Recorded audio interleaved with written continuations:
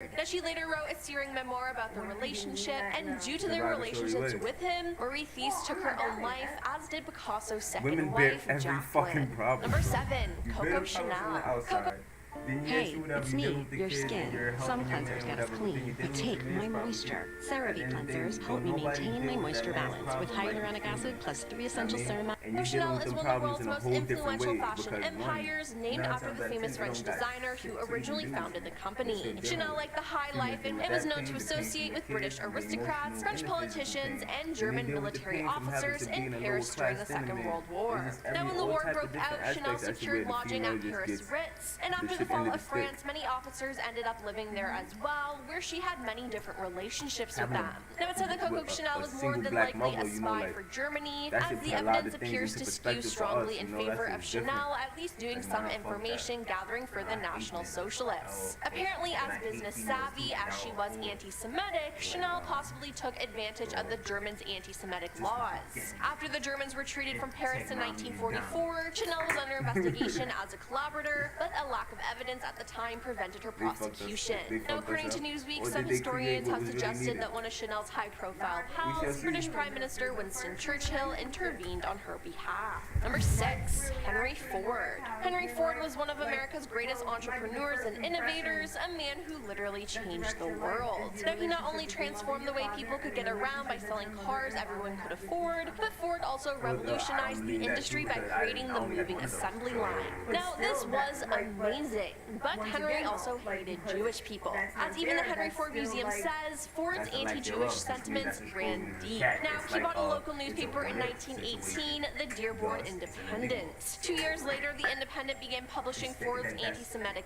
views. He later published his Jew-bashing articles together as The International Jew, the World's Foremost Problem, which would go on to sell millions of copies and be translated into a dozen languages. Now, to make things worse, that certain German leader, who I cannot name, referred to Ford as the only man in America uncorrupted by Jews, saying only a single great man, Ford, to their fury, has maintained full independence. Now, that leader also gave an interview to a Detroit news reporter in 1931, and the reporter asked him about the large portrait of Ford the soon-to-be dictator has in his office. "I regard Henry Ford as my inspiration," was the reply. Now, if that isn't the biggest red flag, I don't know what is. Number 5. Steve Jobs. Steve Jobs changed all of our lives with Apple, but he was actually part of many other companies. He was the co-founder, chairman, and CEO of Apple, the chairman and majority shareholder of Pixar, a member of the Walt Disney Company's board of directors following its acquisition of Pixar, and the founder, chairman, and CEO of Next. Though he accomplished great things, he wasn't a great guy. He fathered a daughter, but denied that she was his, so she didn't see him for years. Now, he contracted Apple with Chinese factories whose conditions were so bad that they drove workers to exhaustion, as several wound up ending their own lives over the breakneck pace they were expected to churn out iPads and iPhones, among other devices. Now, there was also an issue with Apple stocks, in that Steve was allegedly illegally backdating them in hopes of cashing in. When questioned about it by the Securities and Exchange Commission, he first denied it, then said he had to ask Apple's boards of directors for an extra thank you stock, and then later turned the blame on his chief financial officer. Number 4, Walt Disney. Although Walt Disney all played a part in our childhoods, whether it was from watching his movies or going to the theme parks, there's no denying that he was also a bad man. You see, Walt was just straight up racist, and not because he let the Song of the South be made. He would often use slurs and degrade people of color. Now, his hatred didn't stop there, as he also had issues with women. As Ward Kimball, one of Disney's associates, said, he didn't trust women or cats. Then there's a letter Disney sent to a woman named Mary Ford, who wanted to work as an animator. He rejected her outright because women simply don't do that kind of work for him. In the letter's own words, women do not do any of the creative work, as that work is performed entirely by young men. For this reason, girls are not considered for the training school, he said. So just think about that next time you see anything related to the man who made Mickey Mouse. Number 3, Winston Churchill. Winston Churchill was a British statesman, soldier, and writer who served as Prime Minister of the United Kingdom twice from 1940 to 1945, and again from 1951 to 1955. Now we know him for his efforts against fighting the Germans during World War II, but as it turns out, he was a white supremacist who had way more in common with his enemies than history wants to let on. According to Richard Toye's book Churchill's Empire, young Churchill took part in what he called a lot of jolly little wars against barbarous peoples in Africa, and believed they were violent against the British, not because the Brits were invading their land, but because they had a strong aboriginal propensity to kill. Later, when he joined Parliament, Churchill advocated war against minorities, and then there was Gandhi's quest to free India from British rule. Now, Churchill didn't like that, calling for Gandhi's death shortly after he rose to prominence in the late 1920s. Now, it wasn't just Gandhi, though, as Churchill openly admitted, "I hate Indians. They are beastly people with a beastly religion." In 1943, in between speeches about never surrendering, he refused to help India survive a severe famine that ultimately ended the lives of around 3 million people. Now, Churchill blamed the Indians, saying it was all their fault for breeding like rabbits. Number 2, Thomas Jefferson. Although Thomas Jefferson publicly claimed to oppose slavery, The Guardian reports that he personally enslaved 607 people throughout his life, freeing only 5, and only after his death via his will. Jefferson spoke out against slavery on a political and intellectual level. He not only described it as moral depravity, he labeled it one of the most destructive forces facing the newly formed America. He tried to introduce legislation that he believed would eventually lead to the end of slavery. Jefferson argued that a gradual approach to emancipation was necessary and that white people were naturally superior to black people. Now, one of the most infamous aspects of Jefferson's history as a slaveholder is his relationship with Sally Hemings, an enslaved person at Monticello whom he had at least 6 children with. This was first made public in a newspaper in 1802, although it had already been known by Sally's descendants and was confirmed by DNA in 1998. Now, some people like to romanticize the Hemings-Jefferson relationship, but the fact that Sally, who was a teenager when then 40-something Jefferson initiated their sexual relationship, was not free to decide whether it happened or not. And coming in at number 1 is Dr. Seuss. Dr. Seuss was an American children's author and cartoonist, and he's known for his work writing and illustrating more than 60 books. Personally, my favorite book of his is Oh, the Places You'll Go, but as he wrote these books, he also had a dark side. Dr. Seuss, like many Americans during World War II, contributed to the war effort in his own way by creating racist propaganda that attacked American Japanese enemies. Seuss was contracted by the government to produce educational cartoons for the troops, and for this he was given full artistic license. Much of his material depicted the Japanese with horrifically offensive caricatures, and the messages they contained were problematic. Now, World War II wasn't the only occasion for which Dr. Seuss produced racist cartoons, as he continued on making offensive drawings of African and Chinese people. Now, besides being racist, he also treated his wife horribly. Throughout the course of their 40-year marriage, his wife Helen struggled repeatedly with her health, and for more than a decade leading up to her death, she was partially paralyzed. Now, at the time of her passing in 1967, she was stricken with cancer, and rather than, I don't know, standing by his wife, Seuss began an affair with Audrey Stone Diamond. Now, the affair left Helen absolutely heartbroken and ultimately contributed to her death. Shortly after Helen learned of her husband's affair, the couple's longtime housekeeper found Helen's lifeless body with an empty prescription pill bottle nearby. Ultimately, Dr. Seuss's cruel infidelity in the face of his wife's illness caused her to take her own life. So, yeah, just think about that the next time you watch The Grinch at Christmas time. Well, that's all for our list of the top 10 evil people who disguise themselves as saints. Who in our list shocked you the most? Let us know in the comments down below, and don't forget to like and subscribe while you're down there. I'm your host, Emily, and we'll see you next time. Peace. I wouldn't say I regret certain things in my life, because it's like, I wouldn't if I ain't have kids. You feel me? And it's like, fuck, why not have kids? Not the other way, and they also found claw marks on the door of the tool shed. That's where they kept the pickaxe that was used to kill them. The crime was never solved.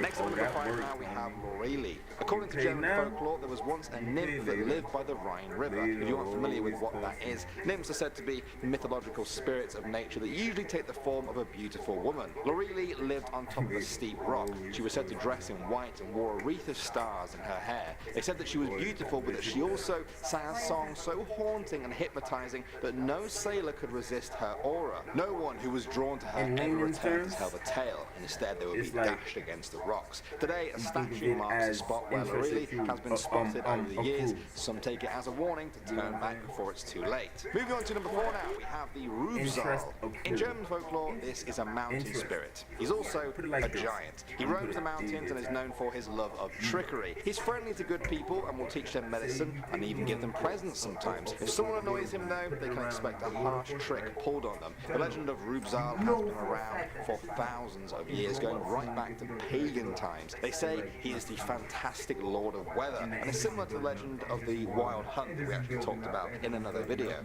He has great powers and can summon lightning and thunder, fog, rain and snow from the mountain above. Even while the sun is shining, he may take the appearance of a monk, and sometimes he holds a harp. That's what happens when you accrue interest. Like with finance and money, if I put $100 in this account and I'm getting 1.5% interest on my $100, then at the end of the year, my account should be $115. You get what I'm saying? Mm-hmm. So like,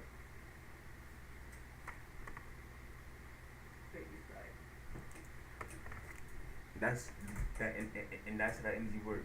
I mean, you turn on that faucet, you bring in that energy, but now you must give back to mend and pass it back. It's not just closing that door. It takes a lot of energy to close that door, so you must, in essence, give back. Now, keys is not all keys is a literal key. You know, like this can turn out to be a key. This can end up being a door. Say I trap you in a mental prison, right? You stuck. You think, oh, I gotta get through the door. I gotta find everything. I gotta find the right nice door. I gotta find the door. I gotta find the door to get out. You may not even know. Like, you be like, yo, but it's like, you're real. You like, the door is right here. It's not the realization it's not real. The realization it's not real. Like that, all of this is not real. So it's like, you gotta understand that. So it's like, oh shit, there's a light under this light. And then like, the light just starts to encompass everything around you. In reality shit, it's like, oh shit, a light was a door. Roll-ups was a key. You forget what I'm saying? Like, it's like you're dealing with fourth dimensional things to break into other dimensions. Like, once you start to leave this dimension, you start to realize that, yo, bro, like, this shit, man, listen. Yo, my bad. I can't go back, no? My bad. No? Alright, then. So, fuck it, I'm here to fuck y'all. Do what y'all want. I'm not pussy. Yo, I used to tweet. And I see why now. Yo, I was having a lot of mental and spiritual battles. I didn't even know I was. All this shit they try to portray movies, it's like, yo, that's so fucked up. That's I really got people think that this is fucked up. But it's like, hey, you can say I try to tell anybody what you want, right? But no one's really gonna take your word for it. No one's actually gonna believe what they want to believe. And then people's minds be so warped for when they really go through shit. It's like, yo, you really believe what your mind showed you.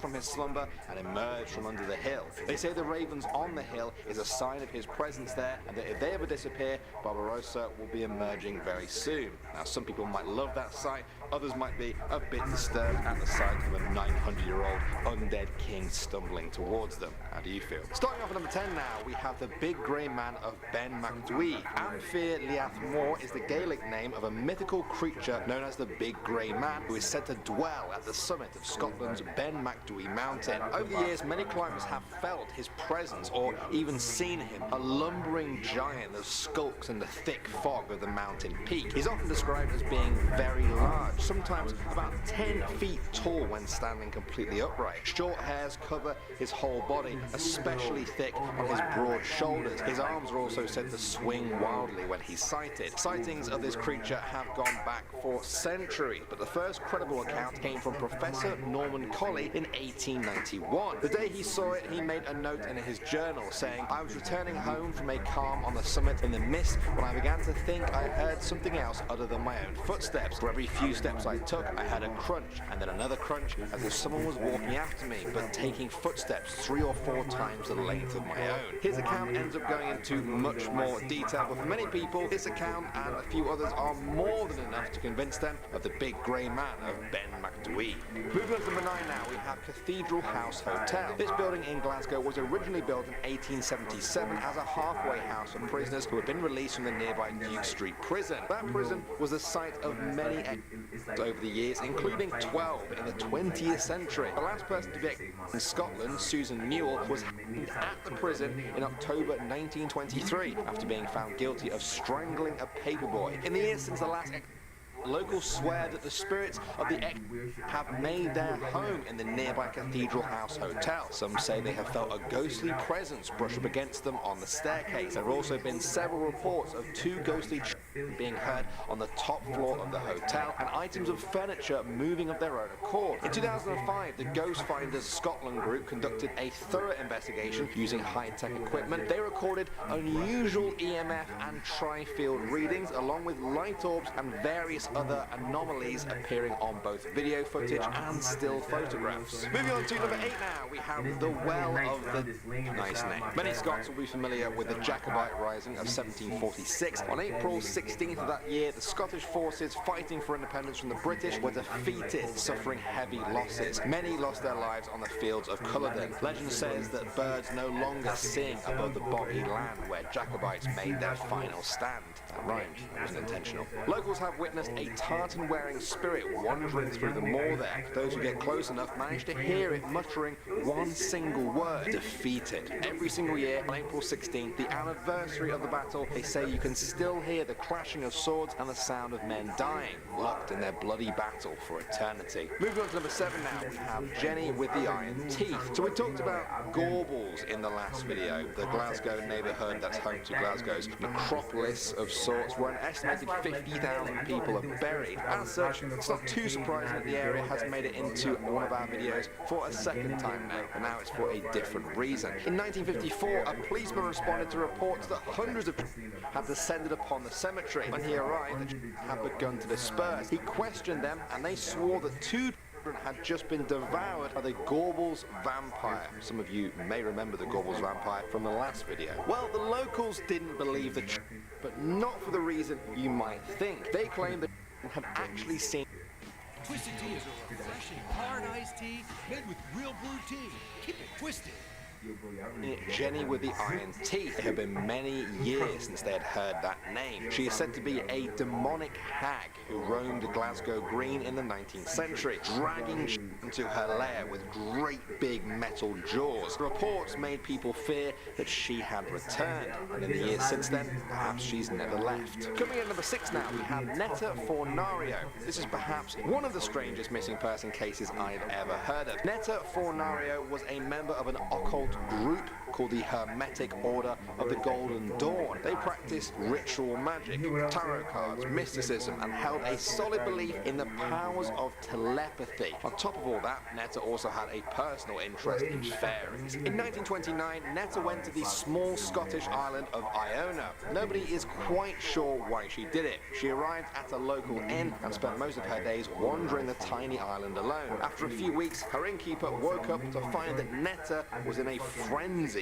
of packing her luggage to leave. Netta said that she needed to leave right away, as several individuals were attacking her telepathically. The innkeeper told her it would be impossible to leave that day, as the boat to the mainland did not run on Sundays. Netta left the room in a rage, returning a few hours later to say that she had decided to stay on Iona after all. She left on one of her walks that night, but when she didn't return later on, her innkeeper raised the alarm. After a 2-day search for her, they found Netta's body. A cross had been cut into the turf with a dagger, and Netta's body was lying on top of it. A doctor could not determine how or when she died. Many people believe that she was mentally ill and but others argue that she was the victim of some really dark magic. Next up at number 5 now, we have Provan Hall. Many people in Glasgow will know this as one of the oldest buildings in the city. It was built as a hunting lodge for the bishops of Glasgow in 1471. That's more than 20 years before Christopher Columbus set sail. For all you history buffs out there trying to get your head around the dates, it's a pretty old building. It has played host to some distinguished guests as well, including Mary Queen of Scots and her father, King James V. Ghosts have been reported at the hall ever since those days. Locals say they've seen spirits of and also their victims. The master bedroom is said to be haunted by a man with a dagger. They say that in the 19th century he came home from 2 years at war to find his wife had had a baby with another man. In a fit of rage, he stabbed her and then slit his own throat. Another less violent ghost that's been seen is that of Reston Mathers. He was a previous owner of the hall who is often seen on the staircase. He died there in 1934 after breathing problems and is said to always be dressed in a black bowler hat and sporting a bright white beard. Next up, number 4 now, we have the Green Lady of Crathis Castle. Many people know of the Green Lady of Crathis Castle, a forlorn spirit that has been seen by an alarming amount of people over the years. The castle was built in the 16th century, and despite its grand size, the Green Lady is only ever seen in one room. She paces back and forth in front of the fireplace there, sometimes cradling an infant in her arms. Apparently, even Queen Victoria herself saw the spectre while staying in the castle one night. Some say that in life the apparition was a servant girl who fell pregnant out of wedlock and mysteriously disappeared soon after. For a while, this was just dismissed as nonsense, but in the 1800s, a grisly discovery was made. While renovating a fireplace, some workmen uncovered the skeletal remains of a woman and child. Even that story has now been lost in the sands of time, but the legend of the Green Lady lives on. And finally, at number 1 now, we have the Flannan Isles Lighthouse Mystery. These isles are a group of uninhabited rocks off the coast of mainland Scotland. One of the islands is called Eileen Moor and features a grass hill at its highest point. On top of that lies Flannan Isles Lighthouse. A year after it was built, on December 7th, 1900, the new lighthouse keepers arrived. They were Donald MacArthur, Thomas Marshall, and James Ducat. The inspector made sure they were okay and then left. Soon after, the island became enveloped in a thick, rolling fog. The inspectors couldn't see the lighthouse from the mainland because of this fog. A ship that went by a week later reported that the lighthouse was not shining its light. After a full 3 weeks, the lighthouse had still not been seen, and the men had not returned from their rotation on the island. A rescue ship found that the island was empty. The lighthouse was locked. The clock on the wall had stopped, and there was a cooked meal just sat on the table. The last entry in the log had been made almost 2 weeks before. Authorities concluded they were swept away by a storm, but locals had maintained something supernatural happened on that island and that the fog had something to do with it. Alright, next up at number 9 now, guys, we have the Devils in the Bins. The House of the Bins is an old Scottish ancestral home. General Tam Dalyell was the head of the Dalyell family in the 17th century. Now, while he lived there, Tam claimed that every night the devil visited him in his home for a game of cards. He said the devil usually won.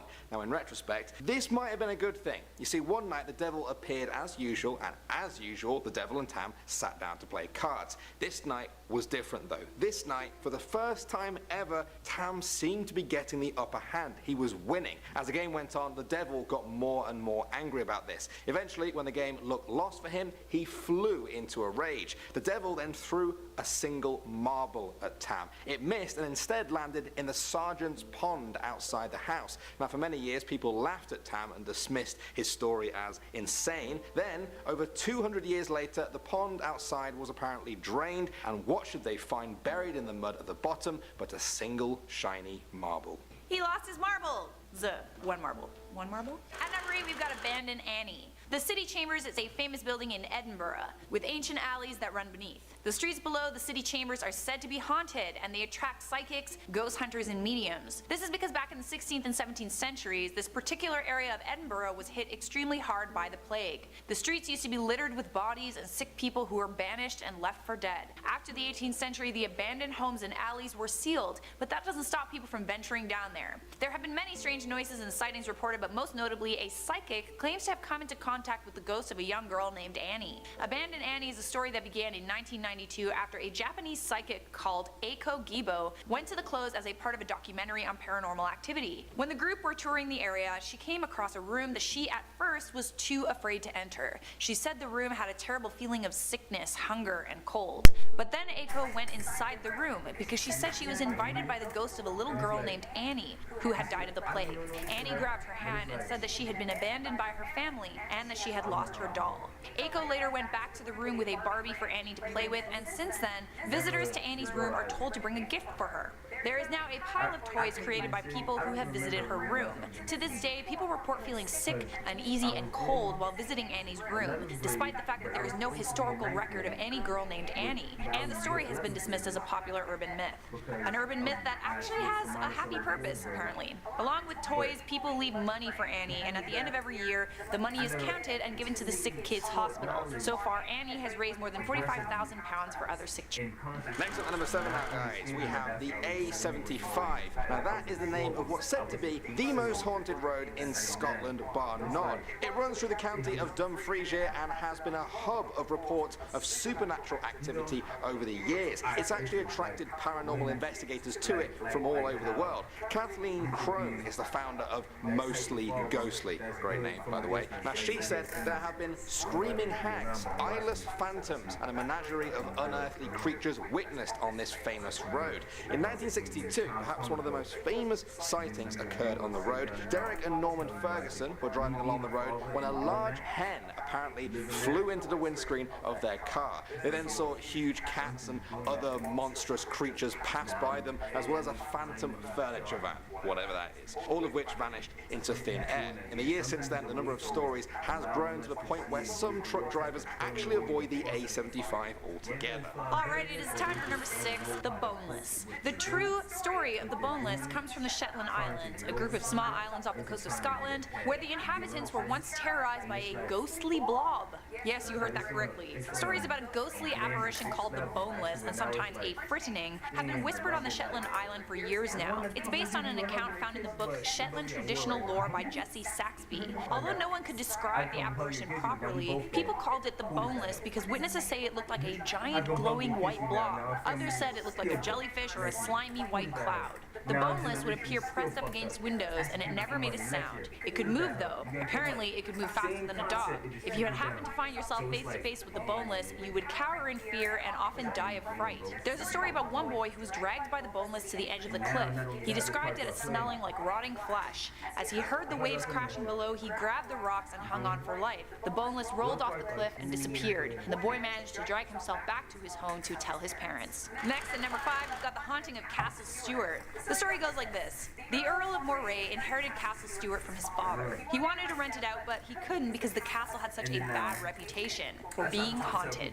So the Earl tried to improve the castle's reputation by offering a reward to any man who was brave enough to spend the night in the castle. News about the reward spread, and eventually 4 men agreed. A minister, an elder in the Presbyterian church, a local shoemaker, and the last was a large man named Rob Angus. The deal was each of the men had to spend an entire night alone in a haunted room. Once they were inside, the door would be locked and wouldn't be unlocked until the next morning. The minister fell asleep in the room and had a dream about a blood-splattered man who sat down next to him. When he woke up, no one was there. The elder had a similar experience. While he was reading his Bible, the door to the room sprang open, and in walked a man covered in blood. The man drew his dagger on the elder, who fainted. He was found the next morning in complete shock. When it was the shoemaker's turn, he heard the door to the room open. A tall man with hooves for feet appeared in the doorway. The being jumped at the shoemaker, and he fainted in terror. He was found unconscious on the floor the next morning. And lastly, it was Rob Angus's turn. Rob Angus was a big, strong Scotsman who said he wasn't afraid of anything. As the servant closed the door to his room, he said, "You will find me as I am." Or when the servant returned in the morning, the furniture in the room was broken and all over the place, but there was no sign of Rob. But then the servant looked out the window and saw Rob Angus lying on the ground, At some point, raw Angus fell out of the window or was pushed. Various sightings and reports of paranormal activity over the years have given Castle Stuart the reputation of being one of the most haunted castles in the world. Coming in number 4 now, guys, we have Arthur's Seat Coffin. Coming in number 4 now, guys, we have the Arthur's Seat Coffins. This one comes from Edinburgh. Arthur's Seat is a rocky hill there, sort of a landmark, if you will. One day in 1836, 5 local boys discovered an entrance to a small cave on the rugged northeastern face of that famous hill. There, they found some intricately carved miniature figures set in coffins. I know, that's incredibly creepy. The 17 coffins had actually been left undisturbed for an unknown amount of time. Each casket contained expertly carved human effigies, creepily dressed in very unique clothing. They had painted black boots on and twisted facial expressions. In the years since then, these creepy coffins have defied all attempts to explain them. This has opened the door to a number of creepy urban legends surrounding them. The most popular is that they were created to commemorate the 17 victims of the notorious Edinburgh grave robbers Burke and Hare. I'm no relation to that Burke though. Okay, maybe someone. Getting close now. At number 3, we've got Sawney Bean, Scotland's most famous. Not much is known about Sawney Bean, but he was said to have been born in the late 15th century. He married a woman who was said to be a witch and moved to Benane Cave in Ayrshire with his new wife. Sawney supported his wife by being a robber, but rather than risk being caught, Sawney his victims and disposed of the evidence by eating the remains. The couple started having children, a lot of them, 14 to be exact, and fed them a high-protein diet of human flesh. Eventually, the children grew up and had their own children born in. And before long, the cave was inhabited by an entire extended family of 48, all with a taste for humans. Eventually, King James of Scotland heard about the Sawneys and orchestrated a 400-men manhunt. They found the cave full of human remains and stolen valuables. Sawney Bean was reportedly the massacre of over 1,000 people, but most historians believe that Sawney never existed, and his story was nothing more than an urban legend.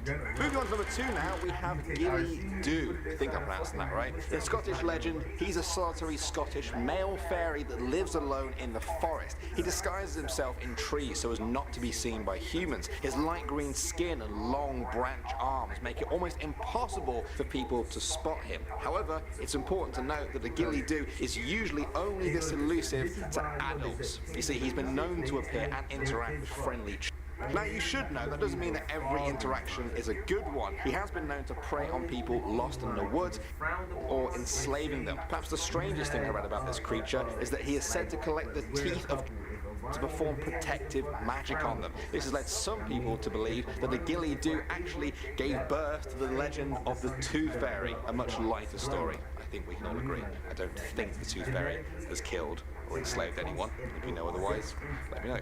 And finally, number 1 now, we have the Mackenzie Poltergeist. This is perhaps the most famous ghost story in all of Scotland. The Black Mausoleum is the name of a tomb in Edinburgh's Greyfriars Cemetery and has become famous as the home of an evil paranormal entity. Over the years, visitors have reported feeling extreme hot spots and cold spots. They leave with cuts, bruises and burns on their body. Photographic evidence for the legend includes pictures of these injuries as well as pictures from inside the tomb that some claim show an unidentified shape. Others have reported seeing a white figure in the dark, smelling strange odors and hearing knocking noises under the ground and even from inside the tomb itself. If that wasn't enough for you, locals have gone to the grave some days to find animals in front of the Black Mausoleum. Some people have even claimed to have been possessed, which led to the grounds being exorcised twice, both unsuccessfully, apparently. In the past few decades, it seems as though the Mackenzie Poltergeist has begun to spread. Poltergeist activity has been reported in 4 different houses around the graveyard, and in 2002, a large fire broke out in the residences behind George Mackenzie's tomb. She don't got what's in me. She has a tiny portion of what's in me.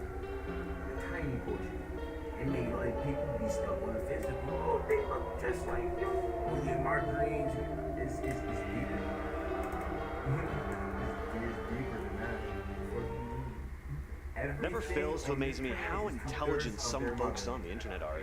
They band together for the right cause, some pretty amazing things can happen. Today, we're taking a look at some strange mysteries and cases that were solved or at least greatly assisted by the Reddit community. Any Reddit users in the audience? Ever been involved in a strange online case? Share your experiences down below. I'm your host, James, and these are the top 10 mysterious Reddit threads that solved crimes. And we're starting off this list with the Grateful Dead case. In 1995, a young hitchhiker picked up by Eric Hager met a tragic end when Hager's van veered off the road, crashing into a tree, taking the lives of both passengers. The unidentified hitchhiker, lacking identification but carrying Grateful Dead ticket stubs, became known as Grateful Doe. For 2 decades, the hitchhiker's identity was a complete mystery. In 2015, Layla Betts, a Redditor, stumbled upon the cold case online and started digging into it. Betts created a Grateful Doe subreddit where other users joined in on the case, and when they received a message from the victim's former roommate, the pieces of the puzzle started falling into place. Eventually, Betts and the Reddit community uncovered crucial info that led to the victim's mother confirming that the missing young man was Jason Callahan, who had embarked on a journey to follow the Grateful Dead's tour in 1995 and hadn't been heard from since. This breakthrough led to DNA confirmation, finally putting an end to this decades-long mystery. Number 9, the Strongsville Doe case. In 1975, unidentified bones of a young woman were discovered in Strongsville, Ohio, by a couple of hikers, and the victim remained nameless for nearly 40 years. Fast forward to 2013, when Christina Skates, a student, became an unexpected player in this cold case. She was doing a genealogy research project when she stumbled on an entry in a cemetery index. She noticed striking similarities, and intrigued, Skates delved deeper, requesting the police file for the Strongsville Doe case. Skates turned to the Reddit community for assistance. She shared her findings on the Unresolved Mysteries subreddit, where the amateur sleuths took on the challenge. Redditors scrutinized the details, and their collaborative efforts reignited public interest in the case, prompting others to join in on the investigation. A forensic artist constructed an image of the victim based on the bones, and the image he created looked a lot like a woman from a missing persons case back in 1974, a young woman named Linda Pagano, who had gone missing after an intense argument with her stepfather in 1974. This eventually led to authorities comparing the DNA of the Pagano family with that of the unidentified victim in 2014. The match was confirmed definitely, and finally identifying the Strongsville Doe as Linda Pagano. In at number 8, we have Bugged. So a Reddit user by the name of Shady Business 15 you know what I'm saying? So it's not waiting on you to give it fuse. that. Maintenance workers came in to reset the fuse to his room, and he wanted to see the extent of the damage. He took apart his extension cord and found what looked to be a SIM card. He posted images of the device on Reddit, and the community determined that the chip was a listening device. This, of course, meant that Shady Business 15 had unknowingly been under surveillance, as calling the SIM card's number allowed access to the recordings made by the device. When he tried to contact the number, though, he found that the service was closed. The user speculated about potential sources. Maybe his helicopter parents were involved, or possibly law enforcement. But as the Redditors were able to determine, he'd been bugged. But the question still remains, why? Our number 7 spot, we have the cipher. In the $50 cipher case, a Reddit user claimed to have received a $50 bill and a secret code from a stranger while walking on the streets. The user posted images of the mysterious markings on Reddit, leading the online community to identify it as a bifid cipher. Upon decoding, the message revealed there's plenty more money to make, figure this out, and prepare to meet. But the user also received another code threatening and reprimanding him for having sought help. The meaning behind the message sparked various theories within the Reddit community. Some speculated a connection to the Department of Defense. Some users questioned if the entire story was a hoax created by the original poster. At this point, we just don't know. Next up, we have Cicada 3301. If you want mysterious Reddit threads, this is definitely one of them. Cicada 3301 is a mysterious and secretive online puzzle that first emerged in January of 2012.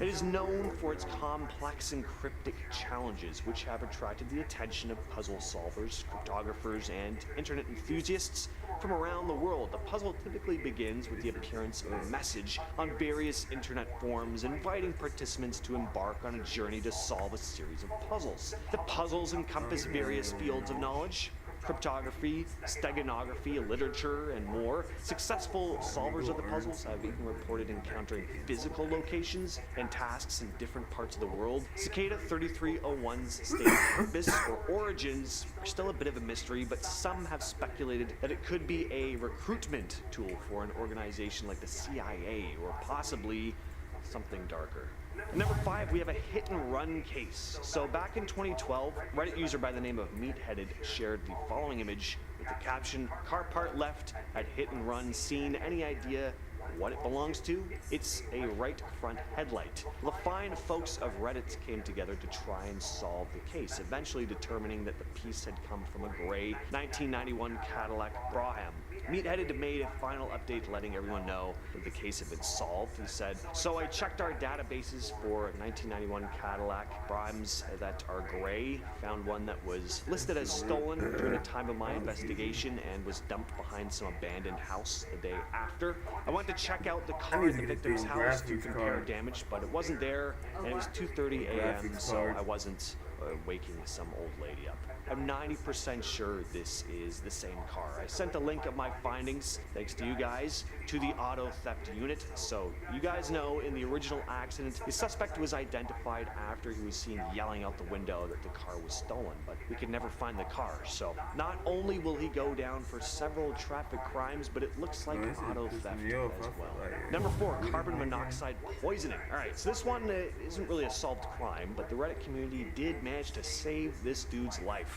User R. Bradbury 1920 made a post on Reddit talking about the mysterious post-it notes he'd started to see showing up in his apartment, telling him about errands he had to run, reminding him to save documents. He had no idea who would have written these and how they were getting into his apartment. At first he just chalked it up to notes that maybe he was writing in his sleep, but more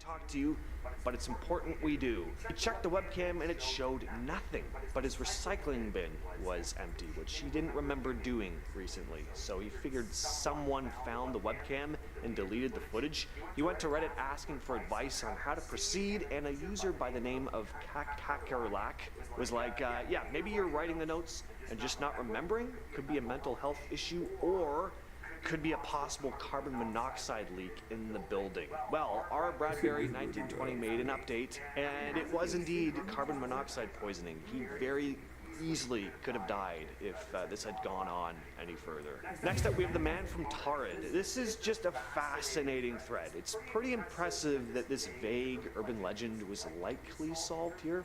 The man from Torrid is an urban legend originating from an incident in 1954 where an unidentified man arrived at Tokyo's Haneda airport carrying a passport from a non-existent country called Torrid.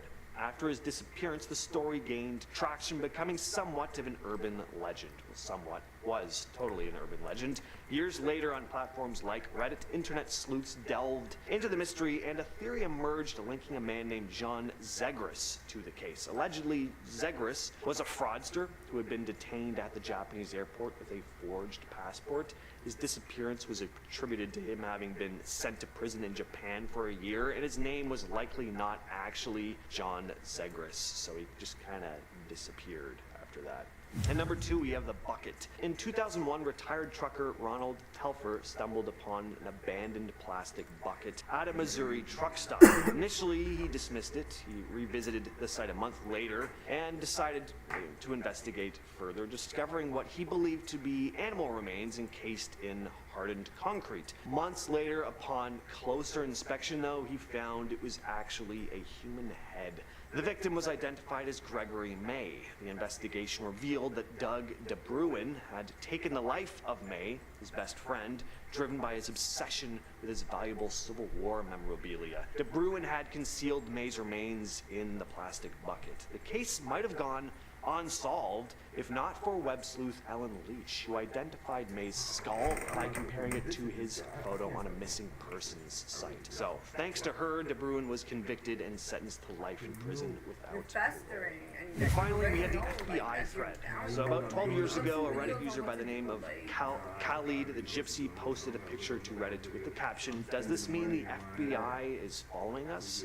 They'd taken their friend's car to the mechanic when the odd device was found. They thought it was a tracking device of some kind. Reddit users joined in on the discussion, but there was one comment that really stood out. Jean-Marc CP. He commented, "It's a Guardian S2 820. It's a GPS tracking unit made by the company Cobham. The product line is Orion. Sales is restricted to Army and law enforcement. Yes, FBI or police is after you." The original poster claimed the FBI had shown interest in his friend's father, a religious leader who had since passed away, and that recently they'd moved on to his friend. They posted saying they were going to try and sell the device on Craigslist. That's when they got a knock on their front door. It was the FBI demanding to have the unit returned. Anyway, this little incident became a little more public than the FBI had wanted, and the poster didn't seem to have any issues with them after that. With all that said, I've been your host, James. I'll catch you, yes, you specifically, in the next video.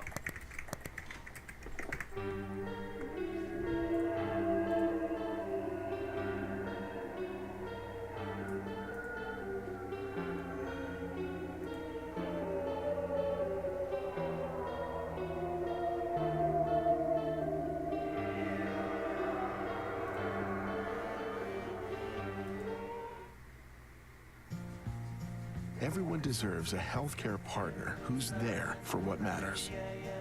After the list here today, I'm so glad I don't live in Ohio. My name is AJ Spatola with Most Amazing, and these are the top 10 scary hauntings from Ohio that left residents terrified. At number 10 is the Gore Orphanage. There's this place called the Gore Orphanage in Vermilion? I'm not from Ohio, I don't know. Vermilion, and it's got a spooky reputation that's been hanging around for ages. Picture this, back in the early 1900s, a gnarly house fire burned down this building, and it's game over for everyone inside. Now, the story goes that the ghosts of these poor souls are still lurking around, both in the building and in the woods nearby. People who've dared to venture there have reported some wild stuff, like laughter and cries echoing place. But here's where it gets even crazier. It was a satanic cult spot where they did some messed up rituals, while others think it's just a messed up orphanage with no supernatural vibes. Now, I gotta say that there's no hard evidence to back up these claims, but the legend lives on, my friends. Ghost hunters and paranormal buffs keep rolling in, even though it's a no-go zone because it's technically private property. So, you know, spooky stuff happens in Ohio too. At number 9, the Spring Grove Cemetery. Cemeteries are like a magnet for spooky stuff. And the Spring Grove Cemetery in Cincinnati, Ohio is no exception. It's like the second biggest cemetery in the whole US of A, which is like prime real estate for ghostly shenanigans. One story that stands out is about this dude named C.C. Brewer, who was like an optometrist. Before he kicked the bucket, however, he was all, "Yo, take my eyes out and stick them on my gravestone."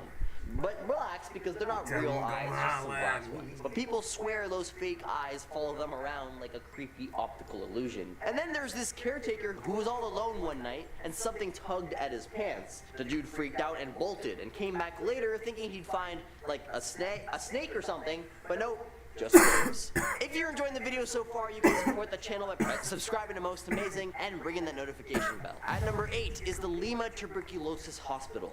This place opened its doors back in 1911, dealing with the gruesome tuberculosis cases of the time. In the 60s, they slapped the name Ottawa Valley Hospital on it, but it didn't stick around for long, because it shut down in the 70s. Now picture this. It's a hospital that's been abandoned for over 5 decades. It's like a real-life horror movie set, crumbling and sinister. But the real kicker is that people claim some of the patients who met their unfortunate end at this hospital might still be lurking around. Yep, you heard me right. Ghost hunters eager to get a scare have snuck in and swear they've seen spirits roaming the haunted hallways. Trespassing here is a big no-no though, so don't go thinking about your own ghost hunting adventure there. unless you're a rule breaker. But hey, as long as the place is still standing, it's hands down one of Ohio's most bone-chilling haunts. At number 7 is the Hook Man, this spine-tingling Ohio legend in the village of New Richmond. He's a ghastly figure with a hook for a hand. Yeah, the classic hook-handed ghost story, but Ohio's got its own twist on it. There's this doctor and his wife living on Pond Run Road. They had a mentally disturbed son locked up in the basement most of the time. And one stormy night, lightning strikes their house, turning it into an inferno. When the authorities show up, their parents are toast, but no sign of the boy, just a severed hand chained to the wall. Creepy, right? Now the boy grows up lurking the woods, stealing from nearby homes. Couples end up unalived, and folks think it's the Hook Man's doing. Classic stuff, like a couple making out in the car, hearing a weird noise, and the guy decides to investigate, but bam! Hooked to the cranium. At number 6, the Coin Mansfield incident. So picture this. It's 1973 in Mansfield, Ohio, and you've got these 4 National Guard dudes just chilling in a helicopter doing their thing. But then, out of nowhere, bam, they spot this massive metallic frisbee-looking thing up in the sky. I mean, UFO alert. These guys aren't your average UFO spotters, though. They're trained military pilots, so they know their stuff. And guess what? This mysterious disc isn't just hanging out. It starts creeping towards them. Panic mode activated. They dodge and weave, but the UFO just won't quit. It's like playing tag with an ET, but way less fun. They report the whole shebang, and even the military and the FAA think it's legit. Radar data and ground witnesses back up their story too. But here's the kicker. Nobody can explain what the heck that thing was. UFO or not, it's a spine-tingling story that still haunts Ohio's history. At number 5, the Franklin Castle in Cleveland is a doozy. This place, built in the 1800s, screams Victorian elegance, but beneath that gentle facade lies a sinister tale that sends shivers down your spine. Haynes Tiedemann, the OG owner, had this castle built for his family, but tragedy lurked within its walls. One night, his family fell victim to infectious diseases and other mysterious causes, and eventually the parents followed suit. After the Tiedemans, another family moved in, and guess what? They kicked the bucket too, right there in the castle. Some even suspect foul play, like a real-life Agatha Christie novel. And let's not forget the secret rooms and hidden passageways. People think that those might have been used to stash bodies. So if you ever find yourself in the Franklin Castle, keep an eye out for ghostly apparitions lurking in the hallways. At number 4 is Helltown, Ohio. Forget about the name. Boston Mills was once a charming spot in the 1950s and 60s, but in the 70s, it got hit by a shocker. See, President Gerald Ford suddenly tells everyone, pack up and leave. Why? Because the US government had plans for a national park on the same land. But here's the twist. They never bulldozed the place, and the park never saw the light of day. So what gives? People started to speculate. Did they find something spooky? Some swear the town's church got into some satanic business, while others are convinced that a rusty old school bus by the main road is a ghostly hotspot. And brace yourselves for the weirdest part of all, rumors of mutilated citizens dwelling in the village. The truth is that it's locked away, buried in the mysterious history of Helltown. At number 3 is Beavers Creek State Park, Ohio, which is more than just a nature's haven. It's a hub spot of scary tales that keep residents up at night. One haunting centers around a woman who met a watery demise in the creek. Her body never recovered. Now her ghost roams the park, forever searching for her vanished kin. Eerie encounters don't stop there, though. Historic structures like Gadsden's Mill and the log cabins have their own ghostly stories. Visitors have felt those hair-raising chills and the sensation of being watched, especially after sundown. And if that's not enough, there's the infamous headless motorcyclist. Legend has it that a biker lost his head in a gruesome crash along the park's road. Now his phantom cruises the park on a never-ending quest for his lost noggin. Some have claimed to spot his ghostly silhouette on a motorcycle, while others hear the distant roar of a phantom engine. Beaver Creek isn't just for nature lovers, it's a paranormal playground for the daring. At number 2 is Unalive Man's Curve in Cleveland. Back in 1969, a car full of teens smashed into a speeding 1969 Roadrunner, leaving just one survivor. But that's not even the creepiest part. At the intersection of State Routes 125 and 222, where this tragic accident happened, there have been some spine-tingling sightings. People claim they've seen a faceless hitchhiker lurking there between 120 and 140 in the dead of night. Sometimes this ghostly figure stands in the middle of the road, causing drivers to swerve dangerously. And get this, if you don't dodge him in time, witnesses say he'll phase right right through your car and start chasing it down the road before disappearing into thin air. But wait, there's more. Some folks say they've spotted either an Impala or a Roadrunner cruising down along the road with no one in the driver's seat. It's one of Claremont County's most haunted spots, so if you visit, remember to keep your eyes on the road if you dare. At number 1, have you ever heard of the place called Melon Heads from Ohio? It's like something straight out of a horror movie. A group of messed up, deformed folks with giant heads that look like melons. Freaky, right?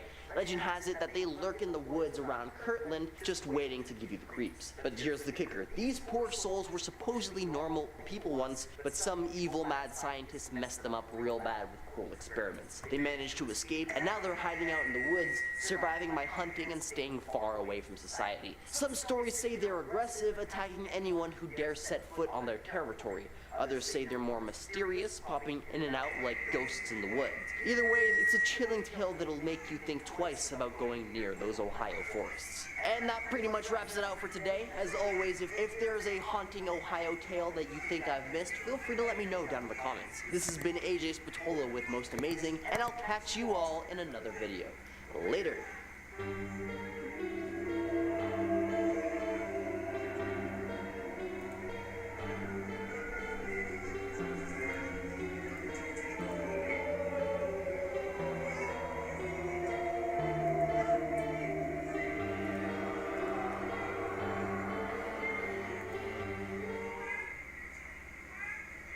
Otzi had a number of health problems. He had arthritis, Lyme disease, he was lactose intolerant, which is just horrible.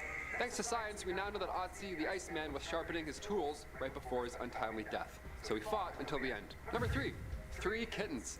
Don't worry, they are all okay. Spoiler alert. I had to throw that in because, you know, I care about you. Back in 2020, an oil worker named Drayton Dewish found 3 kittens all frozen to the ground near Drayton Valley. Now, it was mid-January, everything is frozen. This was near an oil well that he'd been working at. On Facebook, they posted about how the 3 kittens were all males and they were all dewormed, and now they were all living under the same roof, much warmer, with a happy family. So, happy ending, there we go. He got them out of the ice by using coffee to melt the ice. How amazing is that? I've said it before, and I'll say it again. Coffee saves lives. That's it. Double doubles? Ooh, every morning. I was frozen outside before, and then I was de-thawed myself with a nice French vanilla. Number 2, message in a frozen bottle. Okay, here we go. Now that song, Message in a Bottle, is going to be stuck in everyone's head watching this. Best song from Guitar Hero 2, hands down. That and Surrender by Cheap Trick. What a time, right? So fun.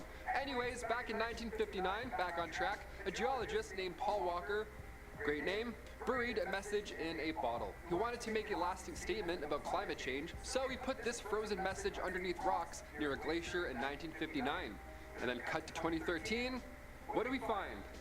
Said message in a bottle. The message inside was to measure the length from that point to the edge of a glacier, but by 2013, said glacier had shrunk down 200 feet. So the scientist really did show us. He was like, trust me, in 50 years, I'm gonna get you with this. Imagine he put the wrong note in. They open it up, it just says milk, eggs, bread. Is this a grocery list? This is definitely a grocery list. God damn it.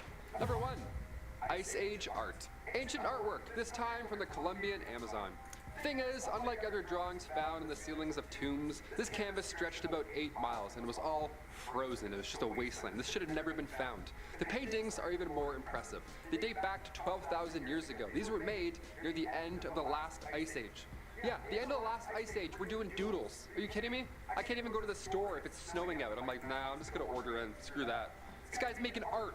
Miles of art. These were found in 2017, but it was only last year where they went public with said findings. Those findings being paintings of elephants, massive sloths, horses from the Ice Age, snakes, birds, deer, etc.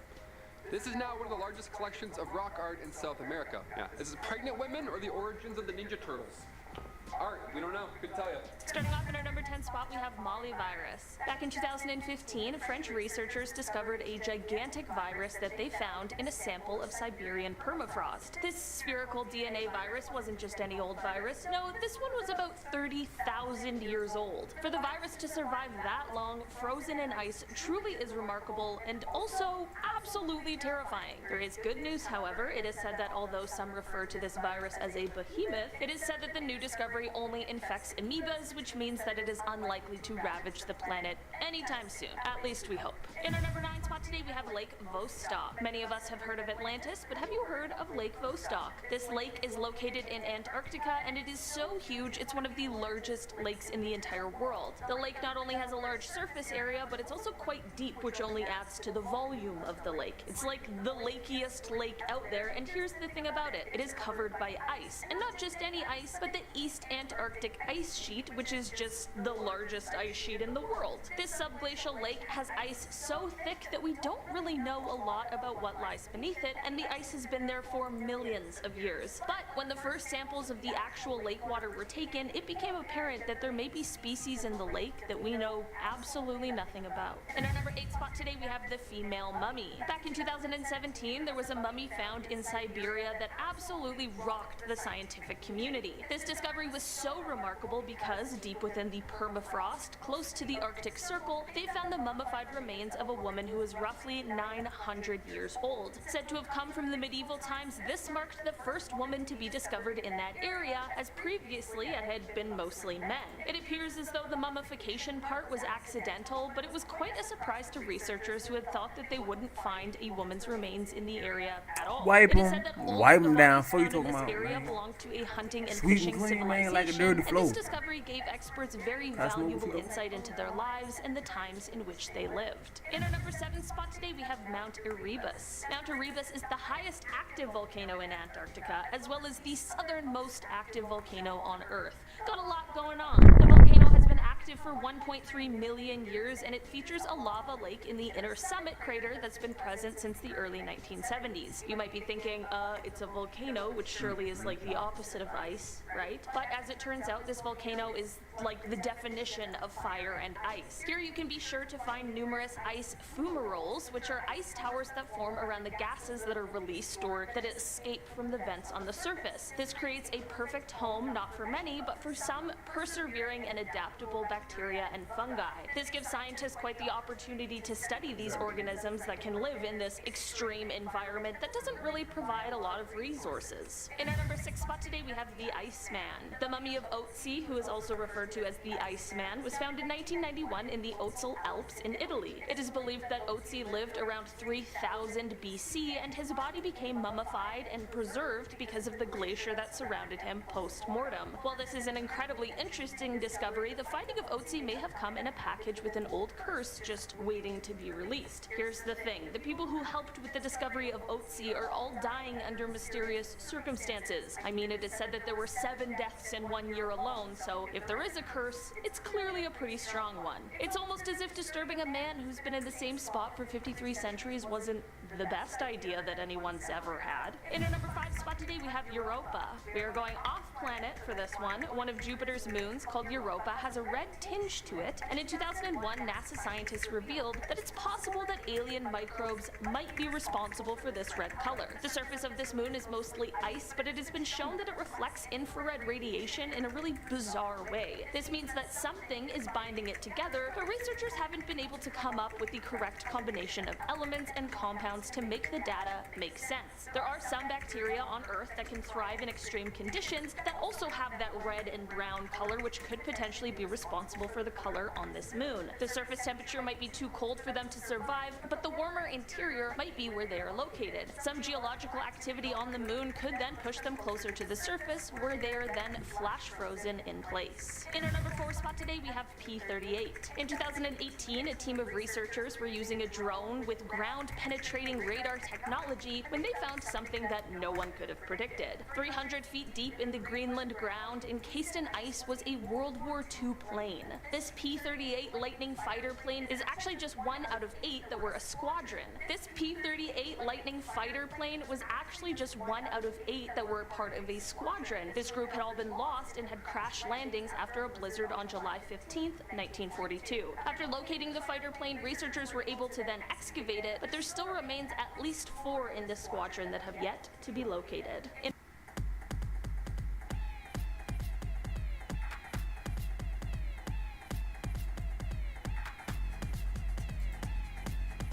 Pre-order the new Pixel 8 Pro at googlestore.com and get Pixel Watch 2 or Pixel Buds Pro on